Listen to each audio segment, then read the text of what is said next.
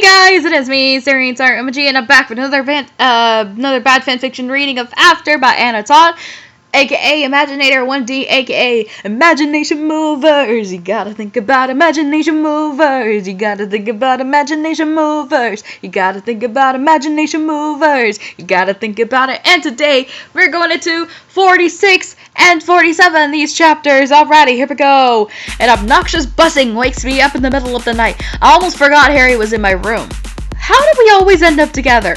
And more importantly, where is that annoying noise coming from? I follow the noise and it leads to Harry's pocket. So, of course it does. It stops as I reach my bed, so I take a second to take in how peaceful Harry looks in his sleep. There is no constant crinkle in his forehead from him constantly frowning, and there is no purse of his pink lips. I sigh and turn around only to have the buzzing start again. I reach my hand down, trying to reach into Harry's pocket.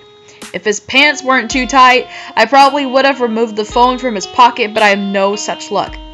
"What are you doing?" he groans. My feet carry me back a few feet away from my bed. "Your phone is going off, and it woke me up," I whisper, despite the fact that we are the only people in the room.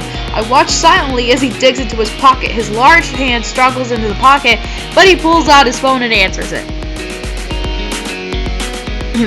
"What?" he answers. He snaps into the mouthpiece. A few seconds later, he rolls his eyes and swipes his hand over his forehead. "I'm not coming back there tonight. I'm at a friend's house. Are we friends?" Of course not. He is just giving whoever is on the phone an excuse why he isn't returning. I stand awkwardly and shift my weight from one leg to the other. No, you can't go into my room. You know this. I'm going back to sleep now, so don't wake me up. And my door is locked, so don't waste your time trying. He hangs up and I back away instinctively. He is in a bad mood and I don't want to be on the receiving end of his poor attitude. I reach Steph's bed and grab the blanket off the floor. I drop it in my attempt to find the noise. "Sorry that my phone woke you," he says quietly. "It was Molly." The annoyance I feel for her is never faltering, which I still don't understand. Why do you hate Molly? Come on, why do you hate Molly? Why do you hate Molly, Tessa? Oh yeah, cause Tessa slut shames her. "Oh," I sigh, and lay down on my side, facing my bed across the room. Harry gives me a small smile, as if he knows what I'm thinking about. Molly. I can't ignore the small bubble of excitement that comes from him being here instead of with Molly, even though his actions make no sense to me. "You don't like her, do you?" He rolls into his side to look at me, and I shake my head. "Not really, but please don't tell her. I don't want any conflict or teenage drama, I beg."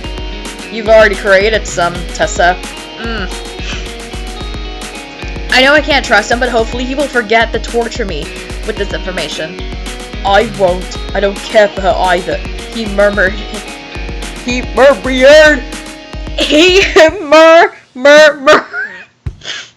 And I rolled my eyes. Nice typo there with murmured. "Yeah, you seem to dislike her. I sound just as sarcastic as I intended to." "I don't. I mean, she's fun and all, but she's quite annoying," he admits, making the bubble grow once more. "Well, maybe you should stop messing around with her," I suggest, and roll into my bed to my back so we can't see my face. "Is there a reason I shouldn't mess around with her?" "No, I mean, if you think she is annoying, then why you keep doing it?" I know I don't want the answer, but I ask anyway. "To keep my occupied, I guess." I close my eyes and take a deep breath. Talking about Harry messing around with Molly hurts me worse than it should. Come play with me," he interrupts my jealous thoughts. "No. Come on, just lay with me. I sleep better when you are here. When you're with me," he admits, and I sit up and look at him. Ew! What the heck? Ew! What the heck, Anna Todd? That's gross! That literally sounds like a fetish. Saying that I don't know. But it's just, saying that the guy ends up sleeping better because his girlfriend or whatever is with them. You know, just, no, ew, that's, no, heck no. What? I can't hide my surprise at his words. Whether he means them or not, they make my insides melt. For all the wrong reasons. I sleep better when you are with me. Last weekend I slept better than I have in a while. He breaks eye contact with me and looks down. It was probably the scotch, not me. I tried to make light of his confession. I don't know what else to do or say. No, it was you, he assures me. Good night, Harry. I turn over. If you keep saying these things and I keep listening, I will be pouty in his hands yet again. Why don't you believe me? He almost whispers. Because you always do this. You say a few nice things and then you flip the switch and I end up crying. I make you cry. Well, how doesn't he know that? He has seen me cry more than anyone else I know. Yeah, often. I feel emotional again. Yeah, kick him out. Kick him out. I hear my bed squeak lightly, and I close my eyes. His fingers graze my arm as he sits on the edge of Steph's bed. It is too late. Well, too early for this. It is 4 a.m. I don't mean to make you cry. Yes, you do. That's your exact intention every time you say hurtful things to me. And when you force me to tell Noah about us, for example, you just told me you sleep better when I am around, but if I was to lay with you the second we woke up, you would tell me I am ugly or that you can't stand me. You humiliated me after we went to the stream. I thought that, never mind, those are only so many things that I have this, that I can have. There's only so many times I can have this talk with you. I breath. I'm listening this time. His eyes are unreadable. I just don't know why you love this game so much. You're playing cat and mouse with me. You aren't nice, then mean. And I heard you tell Steph you would ruin me if I came around you. Then you wanted to drive me home. You were just hard to figure out. More like he's a psychopath. Like he is legit a psychopath. Get away from this dude. I didn't mean like that. I didn't mean that I would ruin you. I don't know what to say to things. I just don't know how. I just say things sometimes. He defends. Dude, you're almost 20. You're like 18, 19, 20. What's your excuse? This is not a good excuse. Why did you drop literature? I finally ask. Because you wanted me to stay away from you, and I need to stay away from you. So why don't you? I am slightly aware of this shift in energy around us. Somehow we have moved closer, our bodies only inches apart. There always seems to be a magnetic force between us, pulling us together, and that makes me want to throw up. I don't know, he huffs. He rubs his hands together and then rests them on his knees. I want to say something, anything, but I can't without telling Harry that I don't want him to stay away and that I think about him every second of every day. Someone called the cops. Can I ask you something and you'll be completely honest? He finally breaks the silence. I nod. Did you miss me this week? That was the last thing I expected him to ask me. Oof! Oof! That's a big flat oof! Chapter 47! Ah! We're getting to the wild chiz. I blink a few times to clear my frantic mind. I told him I would answer truthfully, but I am afraid to. Well, he repeats for the second time since his initial question. Yeah, I mumble and hide my face with my hands just to have him pull them away. Even though his touch on my wrist sets flame to my skin. Yeah, what? His voice is strained, like he is desperate for my answer. I missed you, I gulp, expecting the worst. What I did not expect was his sigh of relief and the smile that appears across his beautiful face. I want to ask him if he missed me, but he begins to speak before I get the chance. Really? He asks. How many times is he going to make me answer this? I nod and reply, and he gives me a shy smile. Harry, shy? He seems to be pleased by my admittance, probably because he knows he has me wrapped around his finger. Now, can I go back to sleep? I whine. I know he isn't going to recuperate my confession. It's one of his own if it is really late. Only if you sleep in the bed with me. Only if you sleep with me, as in the same bed, of course. He smiles. Gross! Because he's a douchebag. He's a psycho. I sigh and lay down on Steph's bed, careful not to touch Harry. A sudden yank on my legs causes me to yelp in surprise. Harry lifts me off of the bed and throws me over his shoulder. He ignores my kicking and pleas to put me down until he reaches my bed. He rests one knee onto the bed and lays me down on the side against the wall, then lays down the next down next to me. God! I glare at him silently. I'm afraid if I fight him too hard, he will leave, and I know I don't want that. He reaches down and picks up the pillow that I tossed at him earlier and places it between us as a barrier. There, now you can sleep. He smirks, and I smile back at him. I can't help it. Good night, I half giggle. Night, Tessa, he laughs. He laughs back, and I roll over on my side. I'm not anywhere near tired, so I just stare at the wall. A few minutes later, I feel the pillow move from in between us, and Harry's arm wraps around my waist and pulls me into his chest. I don't move it or call attention to his actions. I am enjoying the feeling too much. I miss you, he whispers against my hair. I smile, knowing that he can't see me. I feel the slight pressure of his lips against the back of my head, and my stomach flips. As much as I love it, I am left more confused than ever as I drift off to sleep. Because this guy's confusing the chiz out of you. He's confusing the chiz out of me. Ah! My alarm goes off too early and roll it to shut off. The memory of Harry coming to my room last night flashes into my mind, and I snap my eyes open to find Harry sitting up next to, staring down at me with an amused smirk. You're cute when you're asleep, he teases, and I sit up as quickly as I can. Oh, no, creepy, Edward Cullen.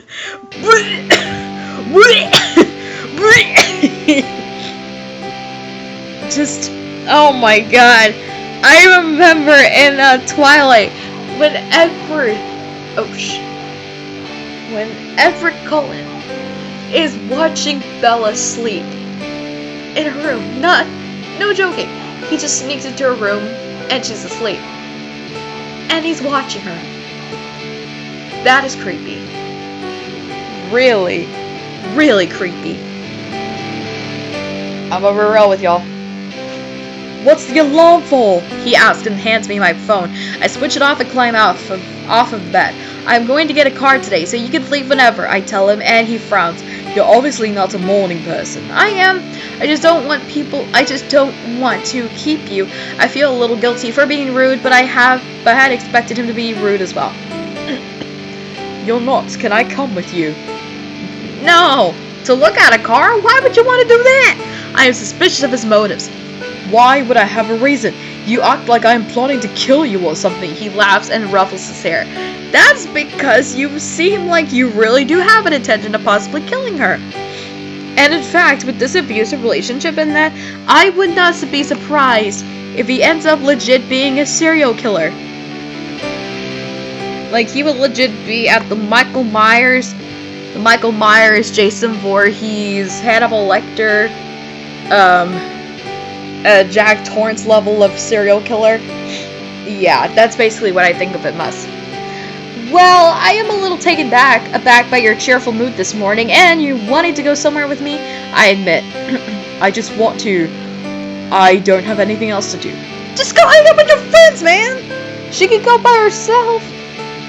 I think counting the tiles on the ceiling would be more fun than coming with me. I do want to spend more time with him, but my judgment is so clouded by him.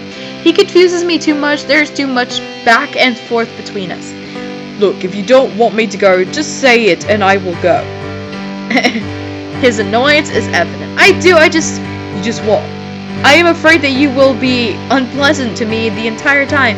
I turn away from him and gather my clothes. I need to take a shower before I go anywhere.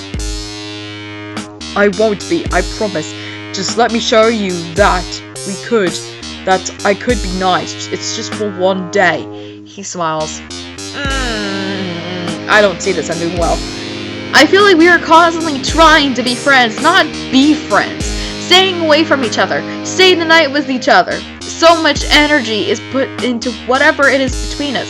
Noah will sure break up with me and never speak to me again if he knows that Harry stayed the night with me in my bed, holding me as we slept.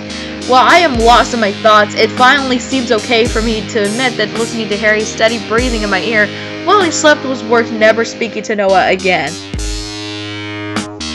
I don't know what it is that keeps me constantly afraid of losing Noah, but maybe it's my fear of my mother's reaction if we broke up, or maybe it's that my old self is so tied to Noah. He has always been there for me, and I feel like I owed it to myself, to him, to continue our relationship. But I think the biggest reason is because I know Harry can't and won't give me the type of relationship I need and honestly want from him.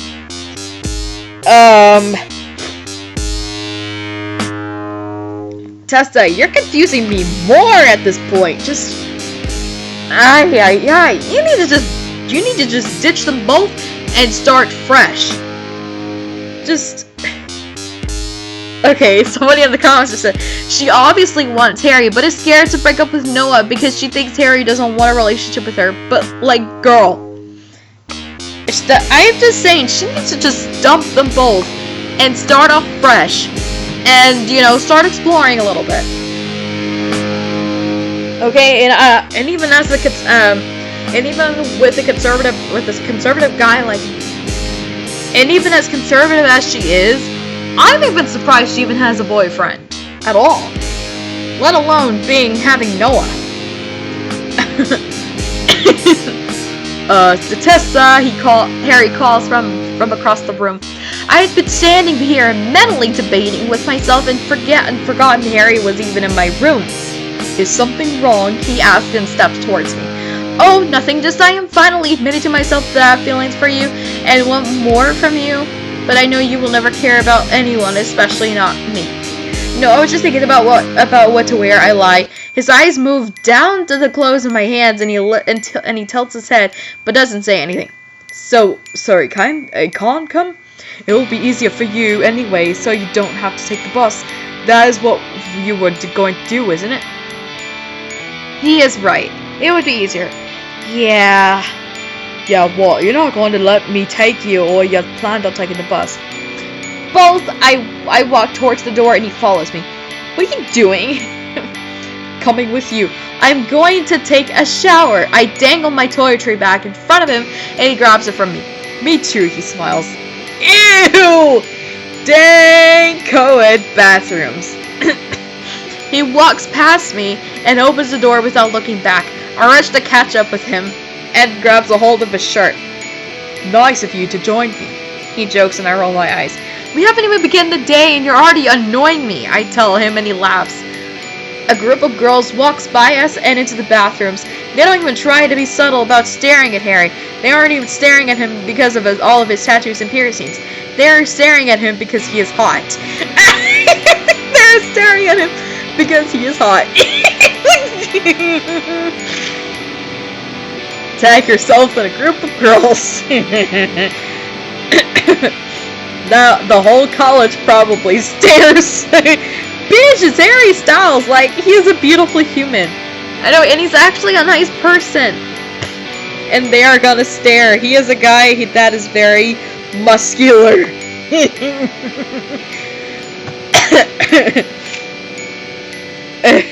LOL, not in the movies, he's not. And because he's hardened. Oh my god. Ladies, Harry smiles at them and he giggle like schoolgirls. Well, they are technically schoolgirls, but they are adults, so they should act like that. Like it. You're immature, Tessa, so and contradict yourself much? I scold myself for being so angry at every girl that Harry comes into contact with. He is single and he can do whatever he pleases. I just wish it was me with him. Jesus Christ, Tessa. Like I said, you're just confusing the crap out of me, and I don't know what the heck is going on. Seriously, I don't know what the heck is going on. Ah! Oh boy, so next time we'll be going into chapters 48 and 49, and after that we'll be about halfway through this freaking story. Holy shoot, that is crazy. Anyway, hope you guys enjoy that, and I will see you guys next time. Bye guys!